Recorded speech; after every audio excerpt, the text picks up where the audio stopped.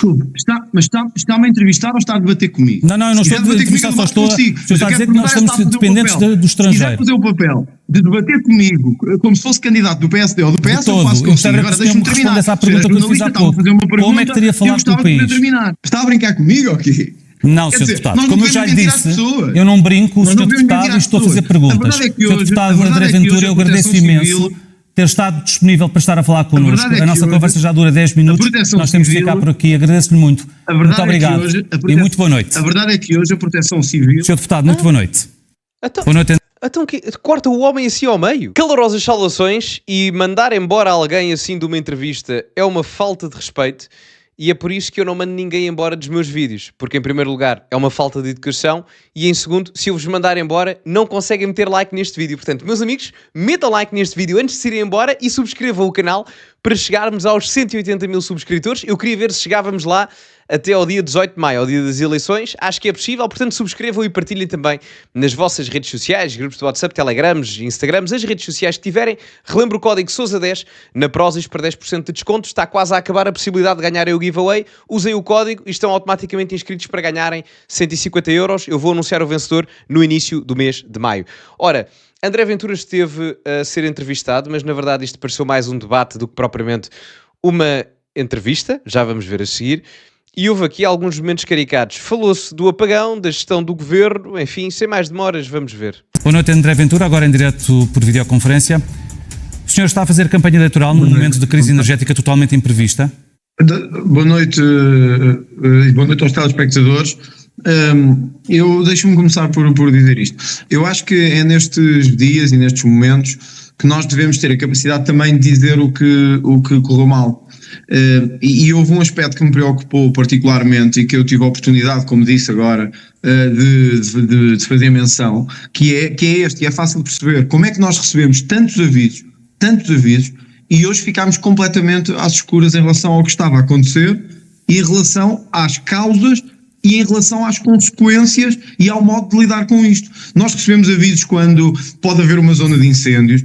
Nós durante o Covid recebemos não sei quantos avisos em relação a uma série de situações de emergência mais ou menos sanitária, em relação às tempestades e às cheias, e hoje há uma hora que ninguém sabe o que está a acontecer. Umas pessoas têm rede, outras não têm, as comunicações caem, o país fica sem eletricidade e não há uma mensagem para as pessoas a dizer o que é que se passa. Algumas o país não parou, Sr. Deputado. Como sabe, houve muitas... os órgãos sociais estiveram em todo o país a cobrir, as pessoas foram tendo acesso da maneira como puderam, através das redes sociais também, portanto o país não parou. Mas o senhor disse na sua publicação, foi o salve-se quem puder, com enorme impacto. Deixe-me concluir, por favor. Obrigado. Com enorme impacto nas famílias e nas empresas e na sociedade em geral, perante uma situação de crise energética imprevista. É digno de um candidato a primeiro-ministro dizer-se que não sabe como é que se anda a pagar salários a tanta gente? Antes do Ventura responder, eu acho esta pergunta completamente ridícula. Por várias razões. Primeiro, o governo pode ter críticas relativamente a isto, que certamente terá, e o Ventura irá fazê-las e etc. A única parte em que eu acho que o governo não esteve mal foi na periodicidade das comunicações, só esta parte. O Luís Montenegro coloca ministros a falar ao meio-dia, ele fala às 3 da tarde, depois comunica que há Conselho de Ministros urgente e depois fala ao país às 9. Portanto, foram várias comunicações e eu aí não o vou criticar. Agora é assim, quando o Ventura diz que o país parou e temos alguém a discordar disso, como assim se discorda que o país parou? Como assim? É claro que o país parou. Mas estamos onde? Não se conseguia mandar uma mensagem no WhatsApp, não se conseguia ligar a familiares, não se conseguia fazer absolutamente nada. Até em termos energéticos, isto foi péssimo para vários empresários. Imaginem, quem trabalha na indústria alimentícia, quem trabalha nos restaurantes, quem trabalha em serviços que prestam satisfação de necessidades a nível de comida, etc., a quantidade de produtos que hoje foi para o lixo em termos de inventário deve ter sido catastrófica. Por exemplo, eu estava a ouvir na rádio um homem que vendia gelados, os gelados derreteram todos, porque não conseguiam estar ligados à eletricidade, portanto o frio não era produzido pelas máquinas. Quem tem carnes nos talhos, os talhantes, ou na peixaria, essa carne, a carne e o peixe foram todos ao ar. Portanto, dizer que o país não parou, como assim não parou? Eu próprio, que trabalho com redes sociais, por exemplo, eu também não pude fazer a minha atividade profissional tal e qual como tantas outras pessoas. Os alunos não tiveram aulas a partir de determinada altura do dia. O que é que o André Ventura disse que é tão polémico? E outra coisa, mesmo que o jornalista discorda daquilo que o André Ventura está a dizer, não pode ter esta postura assim. Pode fazer as perguntas de forma incisiva, mas sem esta linguagem, em termos corporais, que claramente denota um não apreço pelo Ventura. Que, aliás, que é sabido porque o jornalista em questão, o Rodrigo Pratas, nunca o escondeu. É porque os senhores não são a Proteção Civil. Os senhores não são as autoridades do Estado. Os senhores são comunicação social, não é os então o que é que teria feito dizer diferente, como é que as pessoas devem comportar. O que é que teria feito diferente, Sr. Deputado? Deixa-me terminar. Portanto, o que aconteceu foi que nós ficámos todos às escuras durante um dia todo. Desculpe lá, não tento branquear a atuação do Governo. O Governo atuou mal. Porque as autoridades que deviam ter comunicado às pessoas a dizer passa-se isto, há uma emergência, mesmo não sabendo ainda se era um ciberataque, se era uma questão de falha energética, de abastecimento na rede, etc. Deviam ter dito às pessoas, está-se a passar isto, atuem desta forma, mantenham a calma, vamos ter uma luta para reabastecer dentro de 3 horas, 4 horas, 5 horas, nada, ficámos. E como é que, por exemplo, com as mensagens, Sr. Deputado, como é que teria feito isso, que isso acontecesse, havendo a tantas zonas no país onde não houve cobertura de telemóveis e onde as pessoas não conseguiam fazer chamadas nem receber simples SMS, Sr. Deputado? Parece que vivemos. Ouça, mas isso já aconteceu no passado. Precisamente como é que era a solução então que o Sr. Deputado teria arranjado se fosse Primeiro-Ministro? Quando há incêndios, como sabe, muitas ligações ficam cortadas. E não é por isso que deixamos de ter avisos. Não é por isso que deixamos de ter comunicação. Hoje não tivemos comunicação. E o Governo procurou agora às 8 da noite ou às 9 da noite enviar uma mensagem para as pessoas que devia ter ido ao meio-dia. Devia ter vindo ao meio-dia. Mas o Primeiro-Ministro pode não saber o que se passa. E pode estar não bem informado em relação ao que se passa num caso de corte de energia inesperado e inédito. Mas não deve vir falar ao país quando a situação está absolutamente a caminhar para a normalização. Sabe quando é que era preciso ouvir o Primeiro-Ministro? Era às 3 da tarde. Era quando os hospitais, em muitas esquadras... Olha, o Primeiro-Ministro falou ao país por volta das 3h20 da tarde, Sr. Deputado. Só que à parte, aqui tem que ser, embora eu não tenha gostado nada da postura do jornalista, ele aqui tem toda a razão. Luís Montenegro falou às 3 da tarde, aliás, eu ouvi-o em direto na rádio, e portanto ele aqui está completamente correto. E atenção, nesta parte comunicacional, vamos fazer aqui a distinção. Eu Gonçalo, não vou criticar a periodicidade comunicacional do Governo, porque eu acho que eles não estiveram mal. Praticamente de hora a hora havia ou o Primeiro-Ministro a falar ou o Ministro, se virem isto, creio que o Paulo Rangel e o Leitão Amar falaram logo ao meio-dia, 1 da tarde, o Luís Montenegro fala logo às 3, depois há a comunicação do Conselho de Ministros às 5, fala só o país às 7 ou às 8 ou às 9, enfim. Houve vários comunicados ao longo do dia, até através das redes sociais. Portanto, eu aí não critico o Governo nesse aspecto. Agora, no resto, que é onde o André Ventura está a tentar chegar em determinada instância, tirando nesta parte da comunicação, o André Ventura tem razão, não é? Portanto, o Rodrigo Pratas, que é curioso, porque o jornalista aqui em questão está a tentar, entre aspas, defender a tese de que, tu estás a criticar isto, do Governo não comunicar, ou de não fazer X ou Y, mas é porque as redes e as comunicações estavam cortadas. Curiosamente, eu por acaso vi o jornalista em questão a criticar o Governo relativamente a este aspecto. Está aqui a passar agora a crítica, fez um tweet sobre isso. Portanto, horas antes, o jornalista em questão concordava QB com o que o André Ventura aqui está a dizer, não do ponto de vista da comunicação, mas na crítica ao Governo. Mas agora aqui está a contrapô-lo de uma forma que eu acho que não é adequada em termos de deontologia jornalística, só porque talvez não goste muito do André Ventura. E a questão é, ele pode não gostar do André Ventura, mas não pode demonstrar isso enquanto está a exercer as suas funções, porque senão não temos imparcialidade absolutamente nenhuma. Isso não pode acontecer. Não pode. Portanto, um jornalista claramente pode ser de direita ou de esquerda, mas tem que fazer o seu trabalho isento, independentemente de quem está a entrevistar. E não me parece que seja isso que está aqui a acontecer. Parece-me quase um quid pro quo do ponto de vista individual.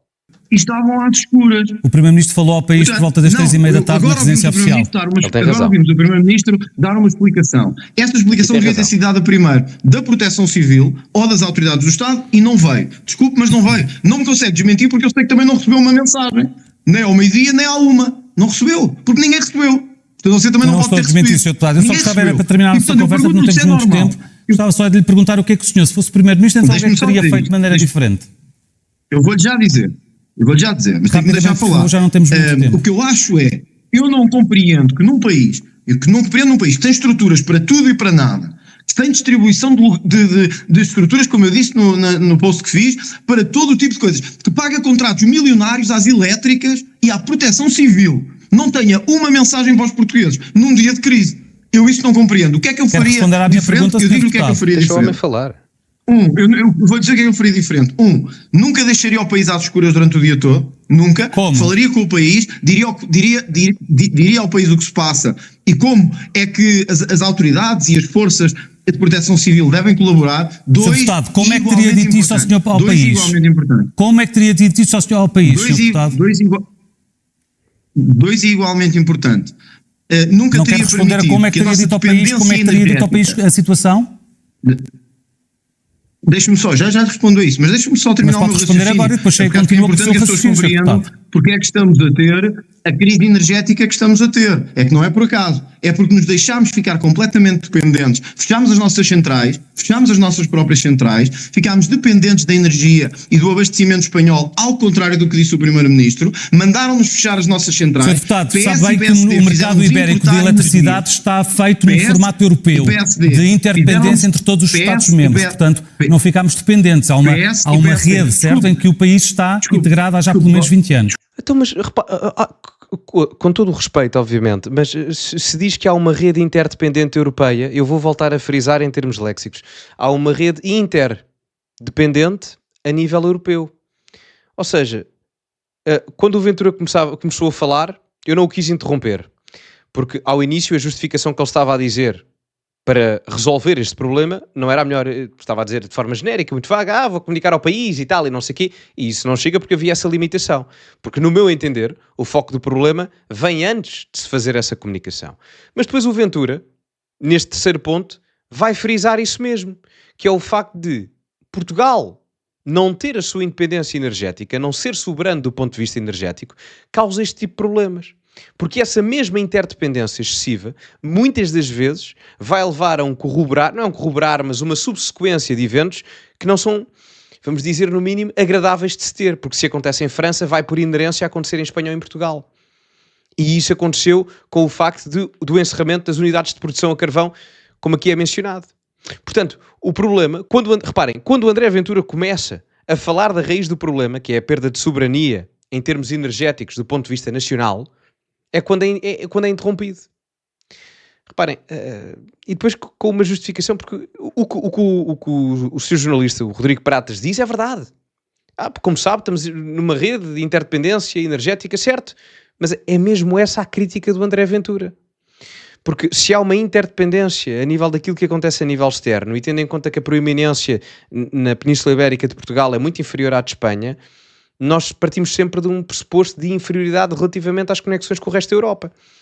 Portanto, essa é a própria crítica do André Ventura, alinhada com, enfim, a direita popular dos dias de hoje. Portanto, gostando ou não, a crítica do André Ventura é mesmo essa. E a pergunta que o jornalista acaba por fazer, acaba por reforçar a crítica que o André Ventura está a fazer. Se ele está correto ou não, mas a pergunta, isso é outra história, mas a pergunta que ele faz acaba por dar força ao argumento do André Ventura, sem o próprio jornalista se aperceber.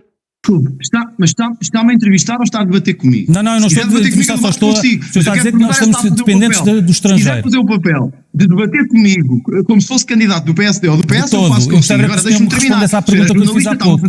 Como é que teria falado com o país? Como é que teria falado com o país, Sr. Deputado? Eu estava a poder terminar, obrigado. Agradeço-lhe isso. Nós estamos numa crise energética porque ficámos dependentes da importação de energia. E desculpa, isto tem dois responsáveis que têm que ser ditos hoje, que se chamam PS e PSD, que nos fizeram ter contratos milionários com as produtoras, que nos fizeram ficar dependentes da energia em Espanha, quando fechámos as nossas centrais de carvão. E portanto perguntam-me assim, o que é que eu faria diferente como Primeiro-Ministro? Eu nunca deixaria que Portugal chegasse a um nível de dependência brutal como chegámos, porque nós devemos ter soberania energética, e isso faz toda a diferença para um Primeiro-Ministro. Eu gostava de voltar, Sr. Deputado. Não interrompas o outro. Ele ainda não me respondeu. Como é que teria falado ao país? Repare, mas a pergunta aqui fica respondida. Ou seja, e há outro aspecto, já lá vou, em termos das energias renováveis. Mas a pergunta aqui, o jornalista pergunta, ou diz, ainda não me respondeu à pergunta, como é que teria feito a comunicação ao país? O André Ventura já respondeu a essa questão com esta parte que diz aqui. E atenção, acho que o André Ventura não faz uma crítica honesta quando critica o governo na questão da comunicação. Eu não achei que fosse má. Já vi pessoas a elogiar, outras a criticar. Eu honestamente não achei que fosse mau. Luís Montenegro falou 2 ou 3 vezes, pôs ministros de Estados a falar, comunicou um Conselho de Ministros extraordinário. Eu acho que do ponto de vista comunicacional não foi propriamente mau, se querem que vos diga. Não acho que foi perfeito, nem excelente, não. Mas acho que foi bom, foi aceitável. Se querem que vos diga, não acho que foi mau. Agora, no resto, a crítica do André Ventura incide por aí. E o que o André Ventura basicamente está a dizer é: comigo não haveria esta falha. Pronto, isso aí já ele a puxar a brasa à sua sardinha, a gente já sabe a história, não é? Portanto, já sabemos o que é que a casa gasta, não é? Mas está a vender o peixe dele, não é? E portanto ele diz, comigo isto não teria acontecido, porquê? Porque isto é um problema devido à questão da interdependência energética que Portugal tem com outros países da Europa, ou seja, não tem poder sobre aquilo que é a sua produção de energia, e como tal, se eu fosse Primeiro-Ministro, isso não aconteceria, porque tínhamos soberania do ponto de vista energético e teríamos mais controle sobre aquilo que acontece dentro das fronteiras portuguesas de um ponto de vista energético. É isso que ele está aqui a dizer.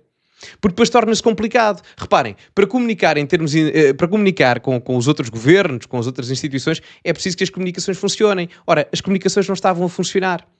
E era preciso falar com os governos espanhóis, eventualmente com a Comissão Europeia, com os burocratas em Bruxelas, se necessário. Portanto, enfim, eram preciso coisas que, se houvesse mais soberania, de um ponto de vista genérico, talvez fossem mitigados estes problemas.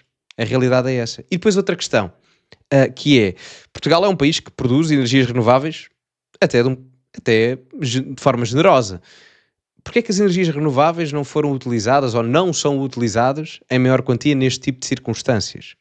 Não é? Porque temos uma produção até simpática, se virem os números, até para as métricas europeias, é bastante louvável aquilo que Portugal faz.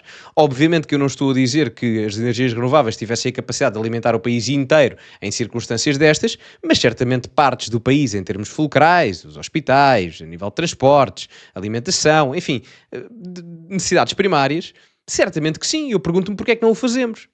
Andamos a vender em vez de estarmos preocupados com aquilo que é o consumo interno? E para depois andarmos a comprar ao estrangeiro em termos desta independência externa que depois às vezes nos traz estas consequências que são piores no longo prazo, é que isto coloca várias questões em cima da mesa, não é? E um tópico que não era para ser um tópico nesta campanha eleitoral, que é a questão da independência e soberania energética, vai passar a ser um dos principais tópicos a nível de discurso de macronarrativa política até ao dia 18 de maio. Como é que teria falado ao país quando, por volta do meio-dia, o Ministro da Presidência falou às televisões? Por volta das 3 da tarde, o Primeiro-Ministro falou a partir da residência oficial. O que é que o senhor teria feito de diferente, sendo que houve também SMS da Proteção Civil que muitas pessoas não receberam porque as telecomunicações, as redes caíram, como é óbvio?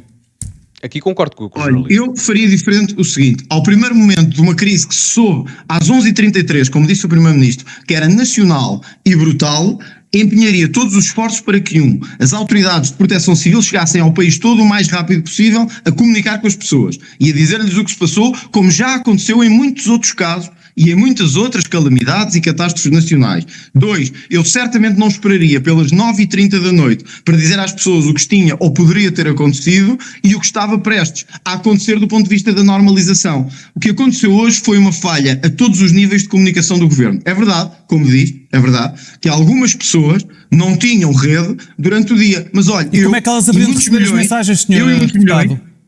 Como é que o senhor teria feito então diferente? É que eu não consegui perceber. Eu e muitos milhões tínhamos rede para receber SMS e não recebemos nenhuma mensagem da Proteção Civil. Embora eu discorde do Ventura na parte da comunicação do governo, por acaso concordo com ele na parte da Proteção Civil, nessa também, mas na parte das forças de segurança a avisar a população e etc.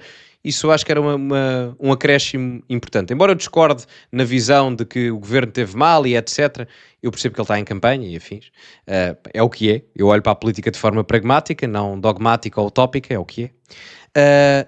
Mas, além disso, esse acréscimo é bom, mas na questão da proteção civil eu posso dar-vos o meu parecer pessoal. É assim, eu recebi uma mensagem da Proteção Civil, já tinha luz e eletricidade e tudo reposto em casa. Não é? Portanto, e era uma mensagem a alertar para a situação em si. Ou seja, e os telemóveis diziam só chamadas de emergência, pelo menos o meu dizia isso. Eu vi pessoas a relatarem que nem para o 112 conseguiam ligar. Enfim, assim, se isso é verídico ou não, acredito que seja, não é? Porque as falhas de comunicação foram a um nível brutal, mas a realidade é que isto não pode acontecer. Eu não posso apenas receber mensagens da Proteção Civil só quando o problema está resolvido, e essa mensagem que eu recebo é a avisar que está um problema a acontecer. Ou seja, eu recebo uma mensagem sobre um problema que vai acontecer no momento em que o problema está resolvido. E portanto aqui, obviamente, não há margem de manobra para defender isto, não é? Portanto é inconcebível, porque a Proteção Civil tem que funcionar nestes momentos. É a mesma coisa como ao site do IPMA.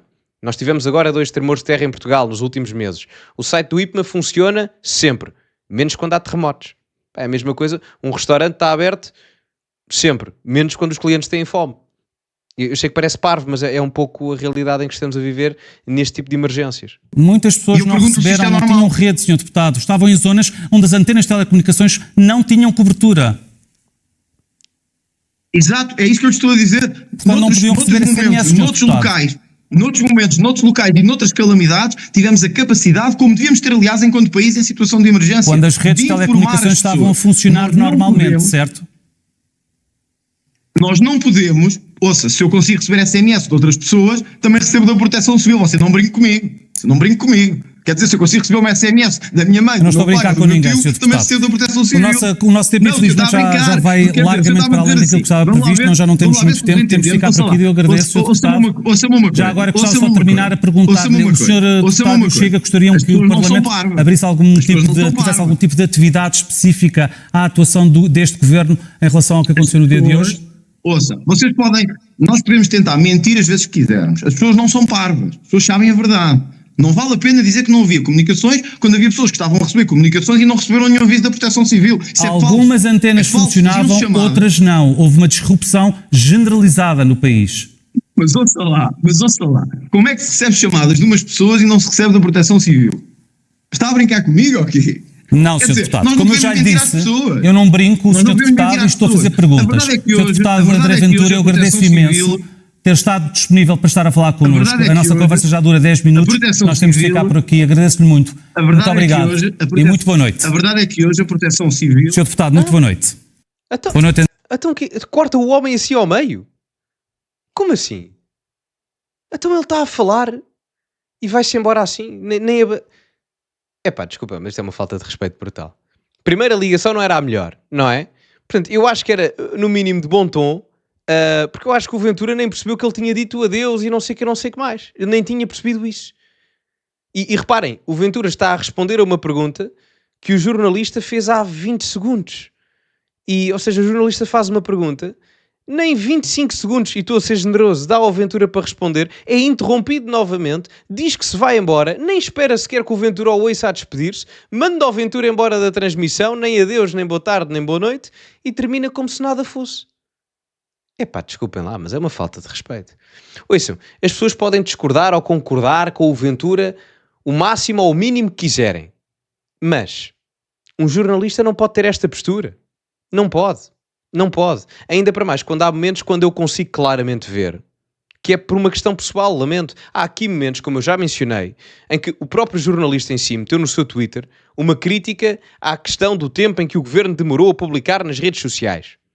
O Ventura estava basicamente a dizer a mesma coisa de um ângulo diferente. E aqui víamos uma postura completamente confrontativa e às vezes até desadequada do ponto de vista da educação para com alguém, pelo qual esta mesma pessoa, o jornalista, estava em concordância com o André Ventura. Portanto, nem era uma questão ideológica, se quiserem, quase que parecia uma questão pessoal.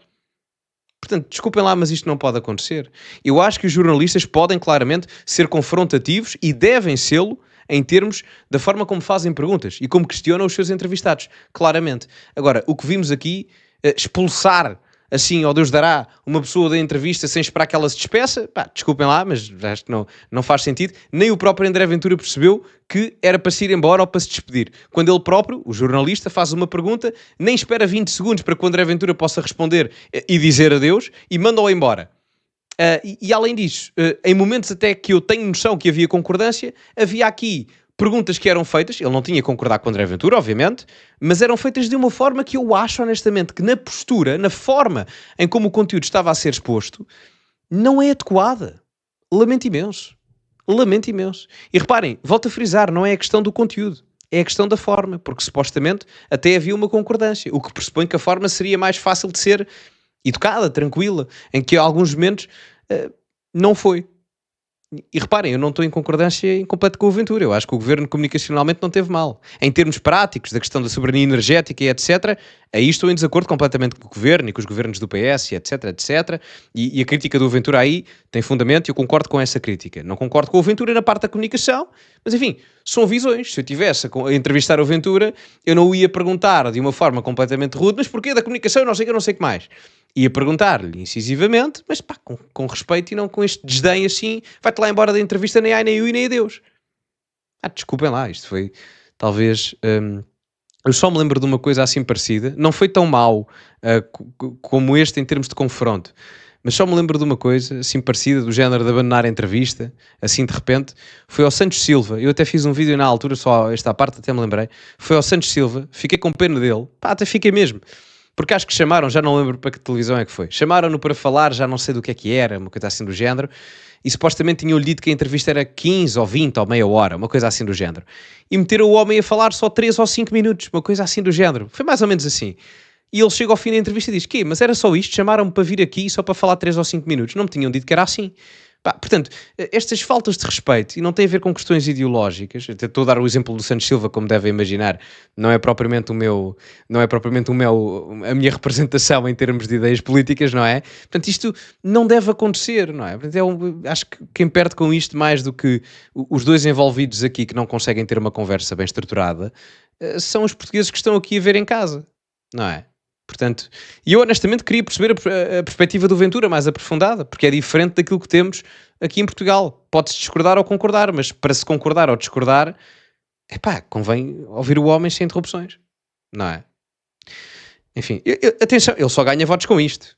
Não sei se estamos a perceber bem, o Ventura com isto ganha votos. Enfim, ficamos por aqui. Digam-me a vossa opinião nos comentários, metam like no vídeo, subscrevam o canal para chegarmos aos 180 mil, partilhem também nas vossas redes sociais, código Sousa10 na Prozis para 10% de desconto no segundo link da descrição. Ficamos por aqui e, como é habitual, acima de tudo, cultivem-se e até à próxima.